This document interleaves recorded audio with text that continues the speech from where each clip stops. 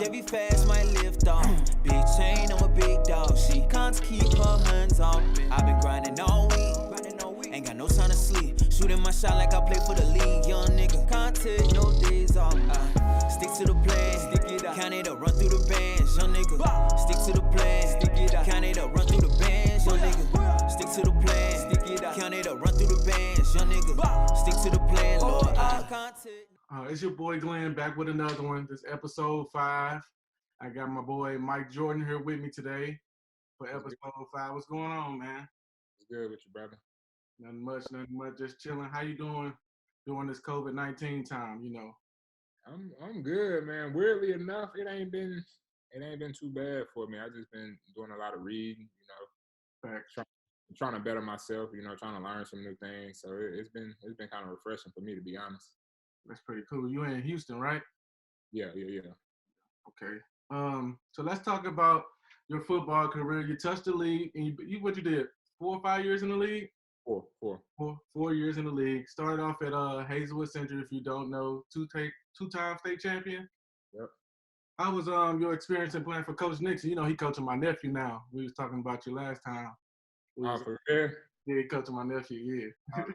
I didn't know that, but man, playing for Nixon, bro, it was so refreshing, and because he one of those guys that you would run through a wall for, you know what I'm saying? And for us being a predominantly black team, and he didn't have no problem like reaching us like mentally, like he knew how to talk to us, he knew how to like he knew like we knew he had our backs, so it was easy to lay it all on the line for him, and you know he was like portraying a message to us, you know, having to be a great team and all this, and we bought in.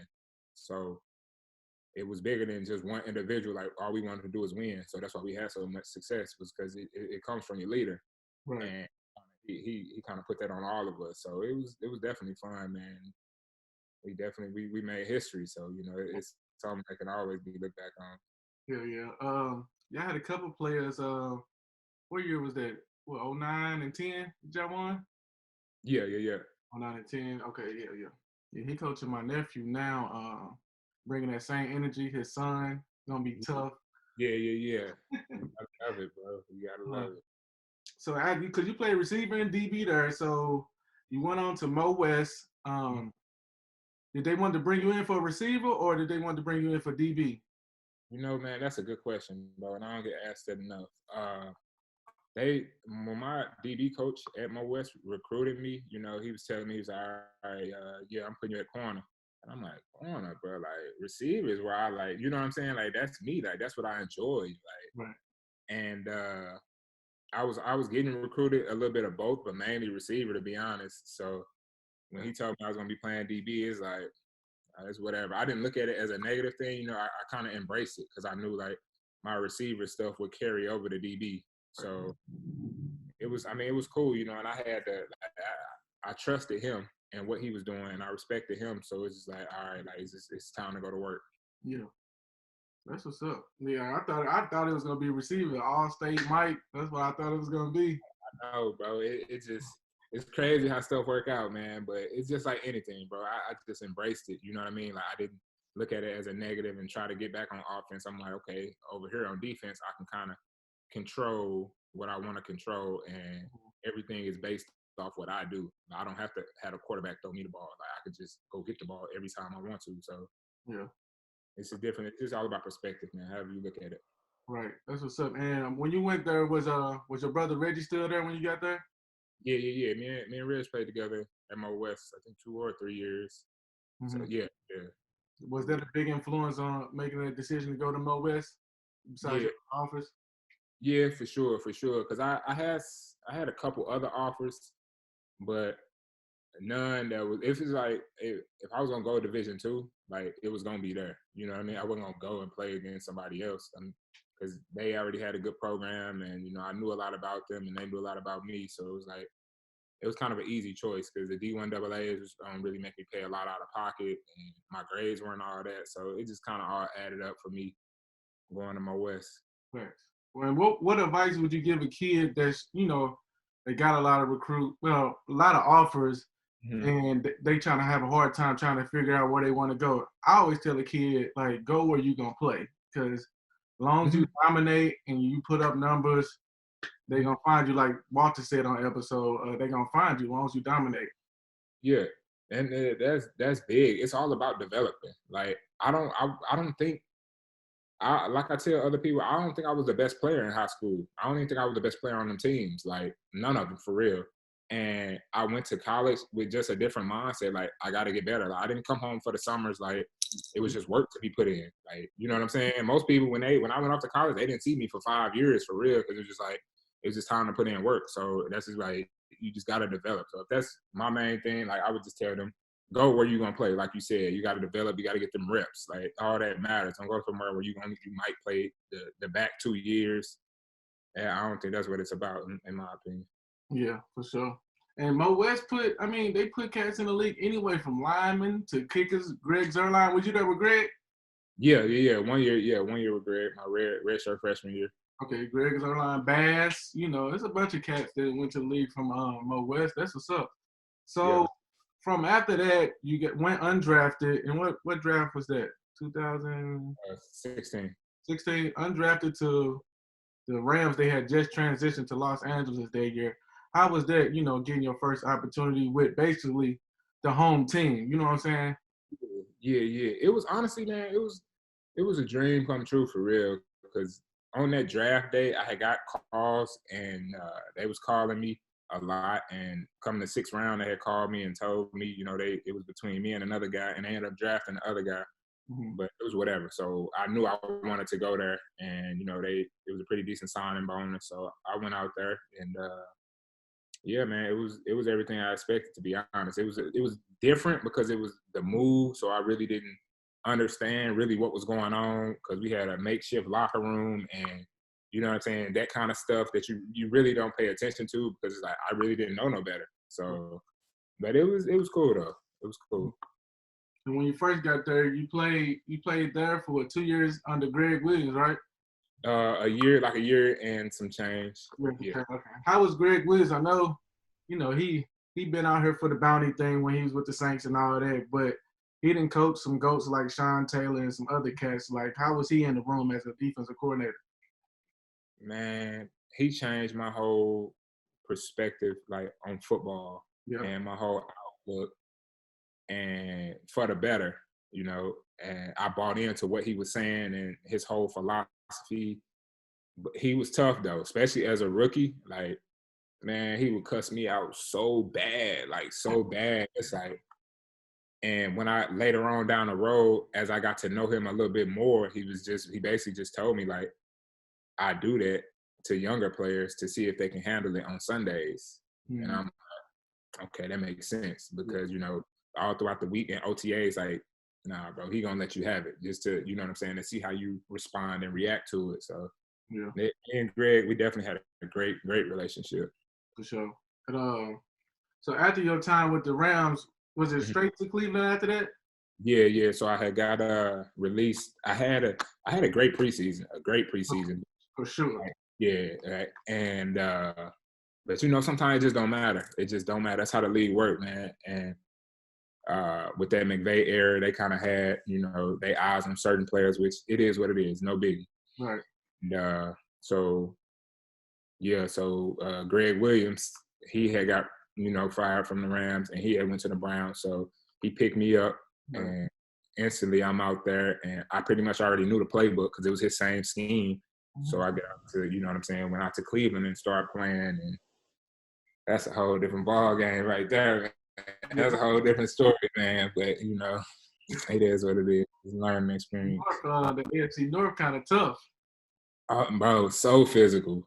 But we doing stuff like we practicing, we tackling and practice like all the way through, and that's kind of unheard of. That's really unheard of. And it's such a physical conference, bro. You play the Ravens. I had like 7, 8 tackles. Couldn't even move the next day. Like, and they gonna find you, bro. As a DB, as a corner, unproven corner, they gonna find you. For sure. It was sure. No, that's for I think I looked up. We had like 7 starts that year with the Browns. Yeah. Had some big games. Y'all had a big game against the Packers. Y'all had came up just short, but you Mm, still out there making some plays. yeah.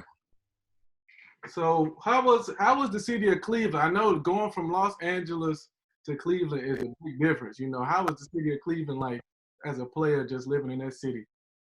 The fans, they support like crazy because at a time where we was 0-7, 0-8, the stands was packed. Like they still damn near selling out like every week. So, and I remember a couple instances like I'm out in the club and I talked to a female and like she already know everything about you, like off top, like stats. And I'm like, you know what I'm saying, contract, like that's nothing. Like they do that, like they real fans down there. I ain't gonna lie to you, they real fans. Yeah. So after Cleveland, you went to New York, right? Yeah. I went to New York. That was kind of a weird situation. I ended up what the coach had told me. As soon as I got to New York, all right, let me backpedal a little bit. So once I got released from Cleveland, I didn't know if I was gonna get claimed. You know what I mean? I thought I might make that Cleveland roster, but you know, whatever, it happens. So I got released, and I got claimed by the Giants, and I flew out the next day. And I realized they kind of claimed another corner, whatever. So I'm like, all right, whatever. Like, so I ended up not being active for like 9 weeks. You know what I'm saying? Like I'm still on the roster, but I'm not dressing out. So I mean, the whole reason Shermer he told me like my first day meeting him why he brought me in was really because that previous year when I played against him and the Vikings, like I started that game and I played well against Steph and Thielen and all those guys. I had, you know what I mean? I had a pretty good showing. So he really told me like that's the only reason they brought me in. So whatever. And like I said, I get there and I'm inactive, like just all these weeks, and I'm just like, bro, like I got to get on the field or it's not going to be it next year. You know what I'm saying? So that was my whole focus. And probably about I think it was like week 9 or 10, like they ended up releasing me, you know, which I wasn't even mad about, you know, because I needed to get on the field, needed to get my feet wet again. And so I set out about 2 weeks or something like that. Had a couple of workouts, but it was cool though because my groin was hurting. You know what I'm saying? I had strained my groin anyway, so it was just like perfect timing. And after that, I ended up having to work out with the Titans. And I did.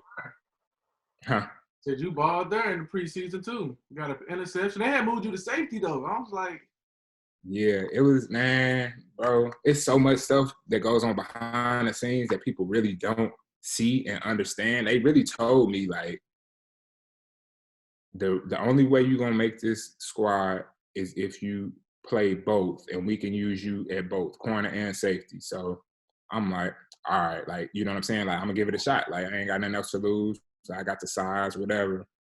And that playbook was just tough, bro. As a safety, as a corner, I had it down in a week. But as a safety, it was so tough, bro. It was so tough. And that was Dean Pease, right? Mm-hmm. Yeah. It's a fire scheme. It's a fire scheme, bro. But it was just a little too much for me conceptually to pick up. You know what I'm saying? At that time, especially like not playing safety a lot, and I hadn't played safety since the end of my senior season, so it was a tough transition for me. So I seen that one coming. You know what I mean? But it is what it is. Right. What advice would you give since you undrafted? What advice would you give? We just had the draft. What advice would you give to someone who's undrafted, but you made your mark for at least 4 years in the league? What would you give to them? You gotta prove yourself every day. Every day, like it's nothing. You gotta be the first in there, the last to leave every day, like. And that's what kind of made me, because I got into a habit, you know what I'm saying, of doing things right. And it'll take off. It'll take off for whoever that person is. They just gotta buy into their own system, you know what I'm saying? And that might be following a vet, you know, and learning from a good vet on how to take care of your body and all that. Like everything means something. Everything means something. So how you do anything is how you're gonna do everything. Facts on me. Who are your top 5 corners in the league? Right now? Yeah, right now. That's tough. He threw me off with that. Ramsey. This ain't in no order. Ramsey, Gilmore, Slay. Yeah. I know it's some more I'm probably not thinking of right now. Ramsey, Gilmore, Slay.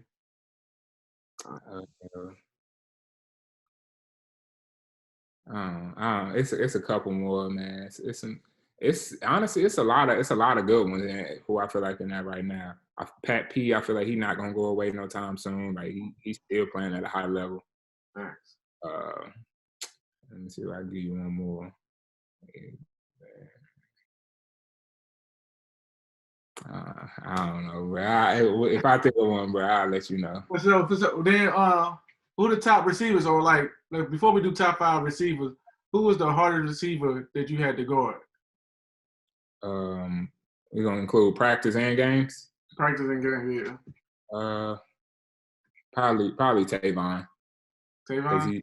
Because he offers some different stuff for me. Like I'm bigger for my position, and like he's small and quick, stop on a dime. So he's definitely he'll work me at practice a couple times. Like you know what I'm saying. But like if I get my hands on, like I'm good. But it's just that fact of getting my hands on. Yes. He more out the slot, ain't he? Yeah, but when we was with the Rams, they kind of had him. You know what I'm saying, out wide a little bit. Yes.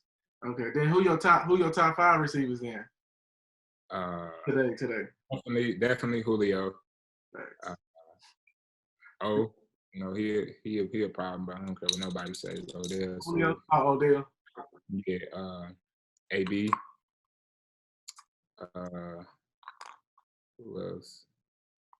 You know, I like Mike Evans, bro. He kind of slept on, bro. But as far as the deep ball and the kind of intermediate stuff, bro, he can create some problems, bro. And I like DeAndre Hopkins too. DeAndre Hopkins, for sure. Yeah. That's solid. That's solid here. So now that after the Titans, how was that situation? So were you expecting to get a call like during the season? You still working out and stuff like that? Yeah. I continue working out because it's like, honestly, in my mind, I was like, man, I'm gonna get another shot. Had a good preseason. I'm gonna get another shot, whatever. And as I kept working out, you know what I'm saying, and the time got longer and longer, I'm like, it might be ugly. Like I don't really know if that outcome come again. So I still kept working out, you know what I mean? But it was just like the consistency kind of fell off, you know what I'm saying? And at that point, which I was content, you know what I'm saying? Like I wasn't gonna kill myself trying to do anything in particular. Like if it came, it came. But if it wasn't, like I was just gonna, you know what I'm saying? It is what it is. Like that's just how the NFL works, bro. It's a hotbed, bro. Like you got to get your time in when it's there. For sure. So now I'm basically like post career, or you may be waiting on that call. I see you got involved in coaching. I see you was on the 707 scale traveling with the team. How is that? Man, that's so much fun, bro. Like, cause these are dudes, they so fresh in it and they so full of life. Mm-hmm. And they give me life, you know what I'm saying? And I got some of like Lil Ryan, we was in some of the same tournaments, and I got 4 stars, you know what I'm saying? Like a bunch of dominant little dudes, and they so humble, mm-hmm. You know what I mean? And so I just try to work with it. It's fun. You know, I don't even see it like it's not even a job. Like it's just something I enjoy doing, is being around them and helping them try to become better men and players. For sure. Do you see yourself getting into coaching, like defensive coordinator, D-back coach sometime? I'm struggling with that right now, man. I don't know. I like it, but one, I don't know if I probably will, but not like as far as being in the school, like having to teach and do that too. Mm-hmm. I definitely would, like, just because I just want to be around. I want to help them out, you know what I'm saying, and be around them. So maybe you should open up like an academy or something, DB academy or something. You and Ryan can get that going together. Like that'd be perfect. That's a good idea. Now I'm actually gonna start training one of my dudes who's on my defense. I'm gonna start training him next week. So they really one of my first in a sense, but you know it's. I know, you know what I mean? Like that's me. Like that's what I do. So it's like it's gonna come natural. Like all the stuff that I'm doing with him is all the stuff that I've done. For sure. For sure. What was the toughest quarterback you seen in the league? And like I said, I know you played A-Rod. You played a bunch of quarterbacks that was tough. You played Tom Brady too. Who's the toughest? For sure, Tom, bro. Tom? Some of the throws that I seen him make, bro, like weren't supposed to be completed. Like he throwing 7 routes in cover 2, putting the ball low and away where nobody can get to it, like against starters. Like it's just like stuff like that. You gain so much respect for him. Like you're not supposed to throw this. It's like that's not your read at all. And he do what he want because he know he can make those throws. And what do you say to him? If you're a coach, you're a GM, like, nah, bro, like he Tom, bro. Yeah. He gained my respect probably a couple years ago. I was like, I can't even fake it no more. Like, I like Drew Brees. I like his game. And, you know, Cam Newton, but Tom Brady, he really liked it. Yeah, I got a PBU against Tom, so, you know, I'm riding that for the rest of my life. He can't tell me nothing for real. Facts. That's what's up, bro. I appreciate you for stopping by for episode 5. Always welcome to come back again, man. It's nothing but love. Appreciate you. Appreciate it, bro. I'll holler at you. All right, bro. All right.